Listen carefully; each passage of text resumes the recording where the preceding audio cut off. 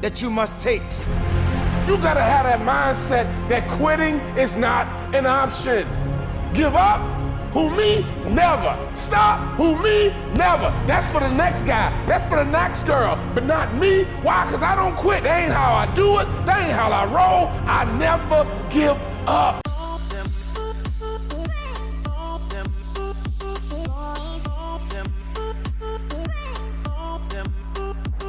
Hi guys, so this is my first ever tattoo session with Deo Villarete.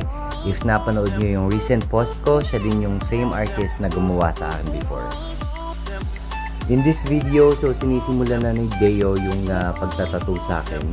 So kung makikita mo yung mukha ko dyan, talaga nasasaktan ako kasi first time ko lang yan. Actually, yung session namin is tumagal ng 5 hours. Pero ang sabi ng artist, pag ganun daw kalaki na half sleeve, yung iba daw tumatagal ng 2 to 3 sessions para matapos yung buong tattoo. So for me kasi, gusto ko pag nagpa-tattoo ako, makita ko na agad yung outcome. Kaya gusto ko nang matapos, kaya tinitiis ko talaga kahit sobrang sakit na. Nagulat nga din siya nung tinanong niya kung first time ko daw ba yun or is it my second time. Kasi sobrang laki na agad. Yung iba kasi nag-i-start muna yan sa maliliit na mga drawings lang and then palaki ng palaki. But yun sa akin, sinimulan ko agad sa malaking design.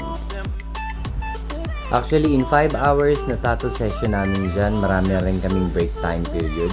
Kasi yosi break, inom ng tubig, naiintindihan naman niya kasi alam niya na first time ko and masakit talaga.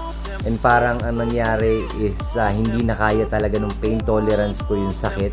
Meron pa dyang time na medyo nahilo na talaga ako kasi sobrang sakit na talaga, kaya pinapahinto ko and then pag after a while, pag okay na ulit ako, and then yun, diretso na ulit. Another plus factor na dapat nyo consider sa tattoo artist nyo is magaan yung kamay. Kasi may ibang tattoo artist na mabigat yung kamay, so nakakadagdag din siya sa pain na nararamdaman nyo during the session. So kung may nahanap na kayo na tattoo artist nyo and medyo mahal sumingil pero confident na kayo sa kanya, go for it kasi don't settle for less.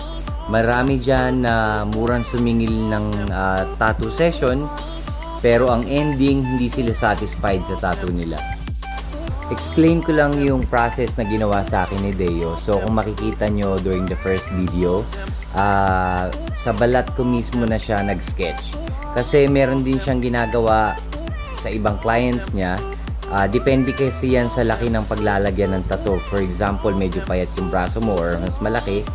Minsan, ginagawa niya is nagpiprint siya ng sketch or drawing sa bond paper. And then meron siyang nilalagay doon para yung ink nung printing na yun is dumikit sa balat mo. And the other one is yung ginawa niya sa akin na sa balat ko mismo siya nag-sketch. After sketching, ang next process is sanitation and then shaving ng mga balahibo mo sa balat. And then ididikit na niya yung sketch or mag-i-sketch na siya dun sa skin mo. And then after that, ready na siyang mag-start for the tattoo session. In this video, as you can see, tapos na yung tattoo session namin. So, ang ginawa niya is nilagyan na lang niya ng shaving cream yung arm ko para matanggal yung mga excess ink. After that, tatanggalin niya na yung mga bubbles para makita na namin yung final outcome ng tattoo.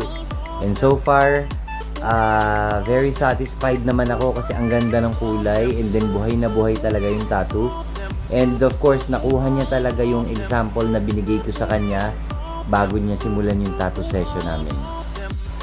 Para sa mga first timer na gusto magpa-schedule ng tattoo session with Deo, itatag ko siya sa video na to.